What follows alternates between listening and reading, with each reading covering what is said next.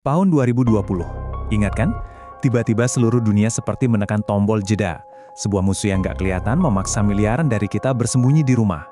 Nah, dalam penelusuran kali ini, kita akan coba membongkar salah satu misteri medis dan geopolitik terbesar di abad ke-21. Kapan sih sebetulnya hari nol itu dimulai? Kita semua pasti ingat banget rasanya saat kota kita masing-masing tiba-tiba lockdown. Jalanan yang biasanya rame, mendadak sepi kayak kota mati. Sunyi senyap, rasanya ngeri-ngeri sedap ya. Semua orang bingung, semua orang takut. Dan anehnya, justru pengalaman itulah yang menyatukan kita semua di seluruh dunia. Cerita resmi yang kita tahu kan katanya wabah ini meledak di sebuah pasar basah di Wuhan, akhir Desember 2019. Tapi gimana kalau cerita itu cuma buat menutupi sesuatu?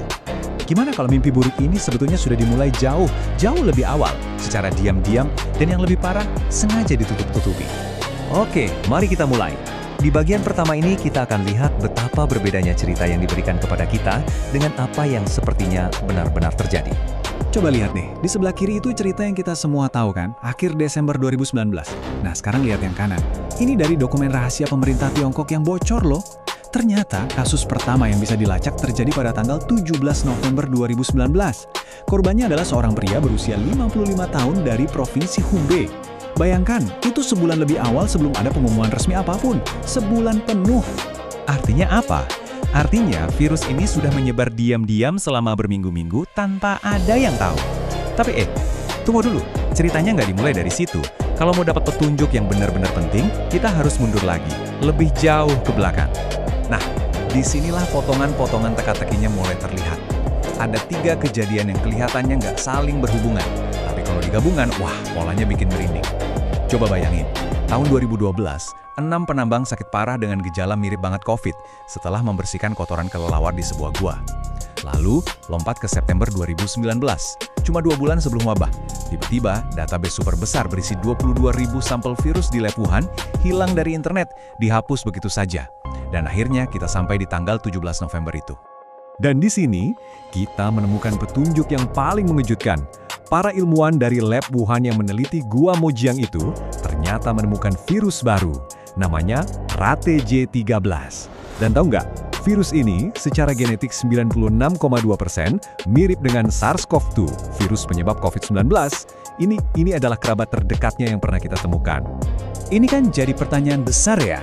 Kalau saudara dari virus mematikan ini sudah ada di tangan para ilmuwan sejak tahun 2012, lalu apa yang mereka lakukan selama 7 tahun itu? Apakah sampelnya hanya disimpan di kulkas? Atau jangan-jangan virus ini dibedah, diteliti, dan mungkin diutak-atik di bawah mikroskop? Nah, ini yang paling krusial. Sebetulnya ada kesempatan emas untuk menahan virus ini di awal-awal, tapi kesempatan itu hilang, begitu saja. Kenapa? Karena ternyata fokusnya bukan untuk mengendalikan penyakitnya, tapi untuk mengendalikan informasinya. Di tengah-tengah kebingungan pada akhir Desember 2019, muncullah seorang pahlawan. Namanya Dr. Li Wenliang, seorang dokter mata. Dia sadar ada beberapa kasus pneumonia yang aneh dan mencoba memberi peringatan kepada teman-temannya di grup obrolan tentang kemungkinan SARS kembali lagi. Niatnya baik loh, hanya ingin melindungi sesama dokter dan perawat. Tapi apa yang dia dapat? Bukannya respons darurat, malah polisi yang datang. Dr. Li diinterogasi, dipaksa menandatangani surat yang isinya menuduh dia menyebarkan rumor. Diancam akan dihukum kalau bicara lagi.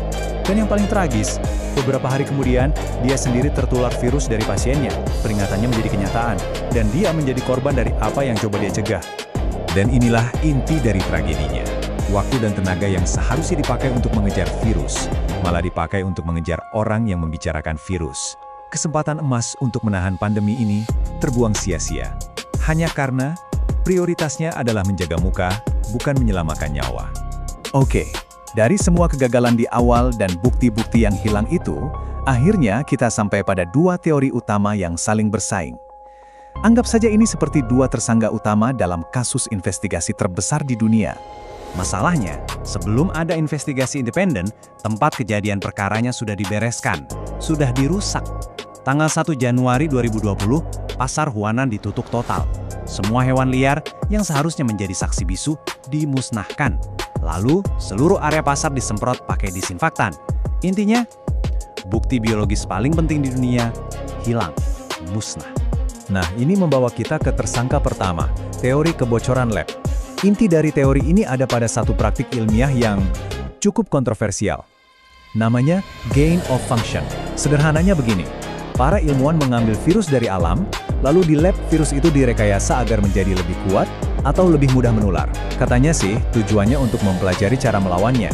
Dan kalau kita ikuti jejak uangnya, wah, ini bikin kaget. Ternyata ada dana dari pajak warga Amerika yang disalurkan lewat LSM bernama Eco Health Alliance. Dan uang itu dipakai untuk mendanai penelitian gain of function virus corona kelelawar. Dan tebak di mana penelitiannya?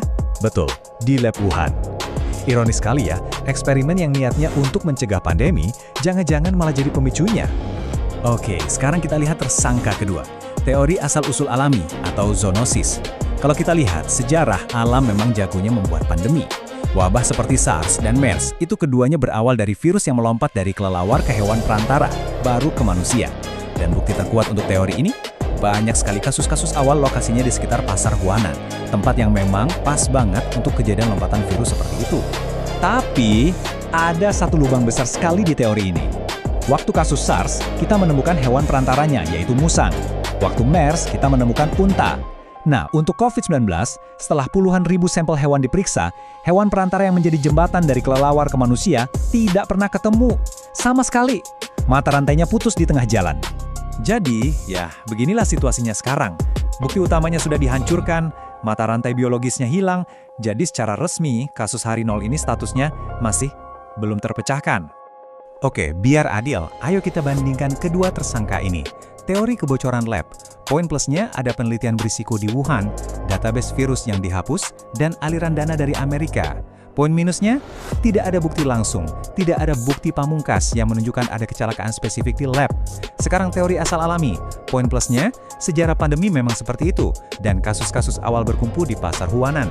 Poin minusnya, yaitu tadi, hewan perantaranya tidak pernah ketemu. Pada akhirnya, kita semua ditinggalkan dengan satu pertanyaan besar yang mungkin akan terus menghantui kita. Apakah pandemi yang melumpuhkan dunia ini murni kejadian alam yang tidak bisa kita hindari? Atau ini adalah akibat dari kesalahan fatal manusia yang bermain Tuhan di laboratorium? Jawabannya mungkin tidak akan pernah kita tahu pasti. Dan itu membuat kita bertanya-tanya, pelajaran apa yang sebetulnya harus kita ambil dari semua ini?